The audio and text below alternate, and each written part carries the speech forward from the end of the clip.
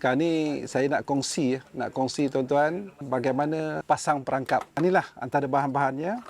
Perangkap kelulut ni, ini bekas kuih biasa. Yang ini adalah propolis yang dah dicairkan. Dan ini plastik yang warna hitam tu untuk kita cover dia. Sebab nanti kelulut ni rumah dia nak akan gelap. Mula-mula kita dapatkan ni, kita tebuk lubang di sini untuk moncong.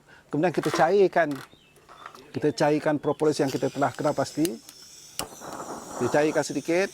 Okey. Kita sapu dalam dia.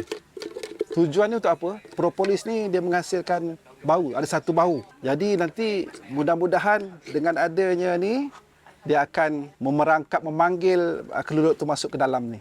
Dan kemudian kita letakkan corong pipe 16 mm ni dan kita tutup. Selepas tu balut dengan plastik hitam ni. Tujuan perangkap ni ialah untuk mendapatkan kelulut itu sendiri, untuk menambahkan kelulut kita. Ini kenapa kita salut ni, untuk bagi dia satu situasi environment seolah-olah macam dalam log kayu. Ini di hujung dia pun kita kena sapukan dengan propolis tadi. Dan bila dah macam ni, okeylah. Maka dah siap. Selepas tu kita letakkan dekat lebih kurang 10 kaki kat batang-batang pokok mana tepi-tepi hutan dan kita tinggalkanlah. 3 bulan, 4 bulan nanti kita akan datang, kita tengok. Ada tak? Kalau ada, okey, alhamdulillah rezeki. Inilah contoh perangkap kelulut.